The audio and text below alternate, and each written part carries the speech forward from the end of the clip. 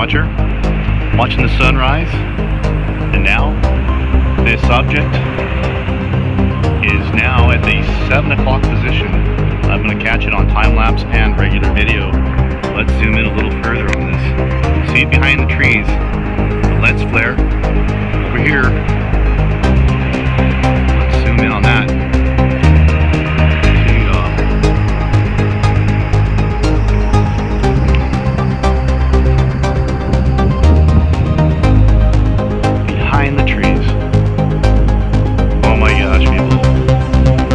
Get right with God.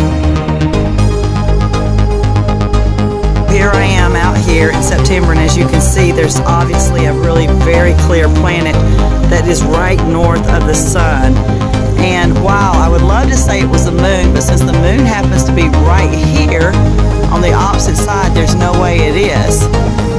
And since we all have been taught in school that Mercury and Venus do not show up, oh, just look at that planet just beaming and shining right now.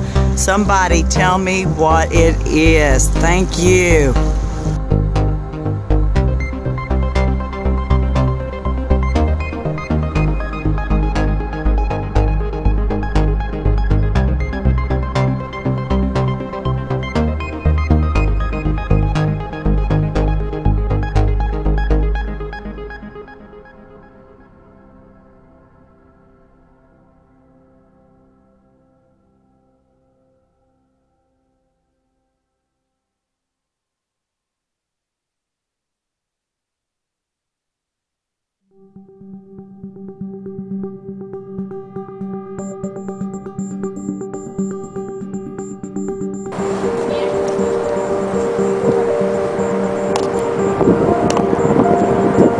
Também tá fazendo um vídeo.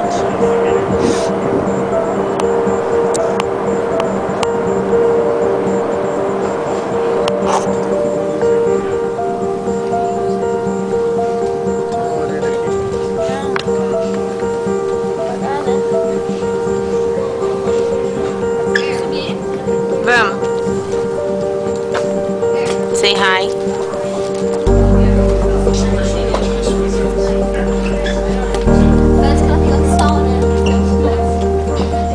Parece muito que nos sóis. Ali, ó. Ali tem os sóis. Ali tem outro. Gente, eu tô mostrando, ó. Um ali e outro ali, ó. Vocês acham que vocês só tem um só aqui em Nova York? Ali, ó. Nós não estamos mentindo. Here's this thing right in our sky, whatever it says. It's something red over it. I don't know that is. That's not my thumbler.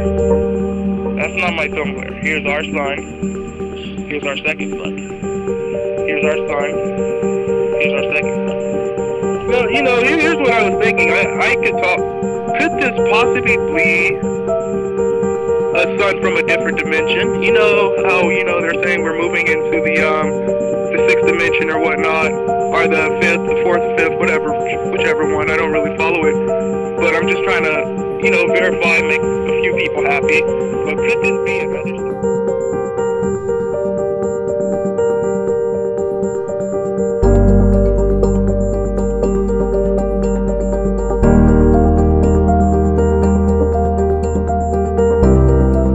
Back in the 1950s, most people aren't aware of it, but there was a scientific storm in America all through the late 50s about this thing out there in space, because the astronomers were all watching it, and that was back when they weren't afraid to talk about it. It was in the science magazines. I mean, I had a subscription to, like, Popular Science, and hell, it was on the front cover of the magazine one day in, like, 1961, and I was really excited when I saw it, because here's this giant red planet on the horizon of the California coast, and a humongous tidal wave coming in towards the coast, and having grew up in the mountains of the Sierras, and this thing in the magazine, it said this tidal wave coming in was going to be at least 3 miles high, and I went and showed it to everybody in the house, and they laughed, and they said, look, it says right here, there's nothing to worry about. It won't be here for another 50 years. Hey, guess what? That 50 years has came and gone, and this baby's out there in the sky. They've been watching it. I watched it, and I can tell you, this thing has got so much trash coming around it. You know how we live in a solar system? We've got 9 planets and a big sun. This thing has got 7 planets and its own sun. But I believe that instead of having dirt on it like our planet does and water, I think this thing is just a big, bright reddish-orange iron ball because it's giving off all this red iron oxide dust out into the atmosphere.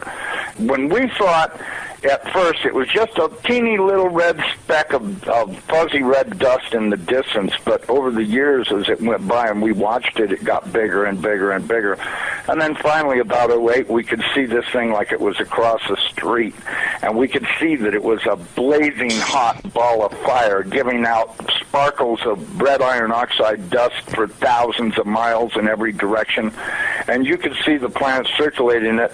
Now I'll tell you one thing that I really am nervous about. I think this thing's got a planet like ours circling it. This is its own solar system. We're about to have a solar system come through the middle of our solar system. This can't be good.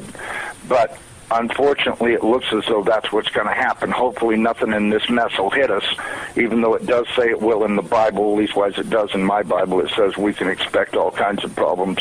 We were looking at asteroids. Right close to this thing, there's asteroids that are floating around right near that are orbiting the main sun itself. These things appear to be about 500 miles across, and as you go back into the tail, you get into meteorites that go back for millions of miles in the tail. This thing looks like a giant red teardrop-shaped dust cloud, and you can see if you're able to see it up close like we did, you can see every speck out there. I guarantee you there's trillions of meteorites following this thing. Now, these CIA people that I know say that we're not going to be that close to it when it goes past us. They're saying that in order to attain breakaway speed, when it comes up around the backside of the sun, its speed will at least double, possibly more, which will put it here earlier than everybody is saying it will, and that this thing will probably be about 20 million miles from us when it crosses in front of us. And then as soon as it flips us upside down, we're going to go into its debris field tail and be pelted with meteorites. And, of course, in the Bible it says they will talon 70 pounds. So if you've got 70-pound meteorites following like hail, and I can guarantee you they will be falling like hail because there are that many in the tail of this thing. This thing has got a tail loaded with trash. I mean, it's incredible the amount of stuff that's in this thing's tail, and we're going to go right through that tail, and if it doesn't beat everything on the surface of the ground into a flat putty, I don't know what it'll take. I tell everybody, you better be at least 20, 30, 40, 50 feet on the ground and have either concrete or stone above you, because it'll break through the roof or whatever you've got if you don't. These CIA guys told me that this pole shift will probably happen from start to finish in around 28 minutes. That doesn't give you a lot of warning. When you see that thing out there in the sky, you're going to have to run as fast as you can to your underground facility, because this is going to happen so fast. Now, see, here's another thing nobody's talking about. You've got this giant iron planet that they say is 47,000 miles across, getting ready to come up past us, and when it starts to approach us, it's going to start and have real serious effects. So is it a planet or a failed star? It's not a failed star. You know, I saw this thing up close. It did not look like a failed star. It looked just like our sun. Right. Okay?